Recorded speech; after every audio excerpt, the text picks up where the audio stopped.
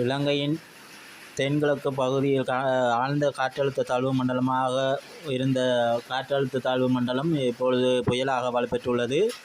அது டிட்பா புயல் என பெயர் சூட்டப்பட்டுள்ளது. இந்த டிட்பா புயலின் காரணமாக இலங்கை முழுவதும் சிவப்பு எச்சரிக்கை விடுக்கப்பட்டுள்ளது. இதன் காரணமாக நாட்டின் பல பகுதிகளில் பல அதிகளவான மழைகள் காணப்படுகிறது. அதன் பிரகாரம் அம்பாறை 200 மில்லிமீட்டர் மழையும், மட்டக்களப்பு 175 மில்லிமீட்டர் மழையும், திருவோணமலை 225 மில்லிமீட்டர் மழையும், முல்லைத்தீவில் 150 மில்லிமீட்டர் மழையும், வவுனியாவில் 175 மில்லிமீட்டர் மழையும் மற்றும் மன்னாரில் 100 மில்லிமீட்டர் வரையான மழைகள் கிடைக்கக்கூடும் என வளிமண்டலவியல் திணைக்களம் எதிர்வு கூறியுள்ளது.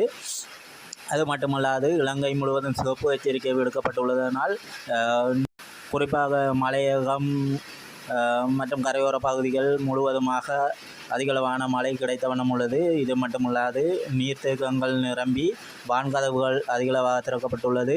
இதன் காரணமாக ஆற்றுகள் நதிகளின் அருகாமையில் இருப்பவர்கள் வெள்ள அபாய எச்சரிக்கை விடுக்கப்பட்ட பகுதிகளிலிருந்து அவதானமாக இருக்கவும். சீரற்ற காலநிலை காரணமாக இலங்கையில் 1158 குடும்பங்களைச் சேர்ந்த 4008 பேர் வரையில் இடைத்தங்கல் முகாம்களில் தங்க வைக்கப்பட்டிருக்கிறார்கள். அது மட்டுமல்லாது உயிரிழந்தவர்களின் எண்ணிக்கை 39ஆக காணப்படுகிறது. உயிரிழப்புகள் பெரும் சோகமான நிகழ்வுகளாக காணப்படுகிறது. குறிப்பாக இன்றைய தினம் சம்மாந்துறையில் ஒரே குடும்பத்தை சேர்ந்த குடும்பம் ஒன்று காரில் பயணித்து கொண்டிருந்த நேரம் அது கட்டுப்பாட்டை இழந்து நீருக்குள் விழுந்து அடித்து செல்லப்பட்ட காட்சி அனைவரும் சமூக ஊடகங்கள் வழியாக பார்க்கக்கூடியதாக இருந்தது. மழை காலங்களில் குறிப்பாக இந்த புயலினால் பெருமளவான சேதங்கள் ஏற்படும் வண்ணம் இருப்பதனால் தேவையற்ற பயணங்களையும் அந்த வெள்ளங்களை கண்காணிப்பதற்காக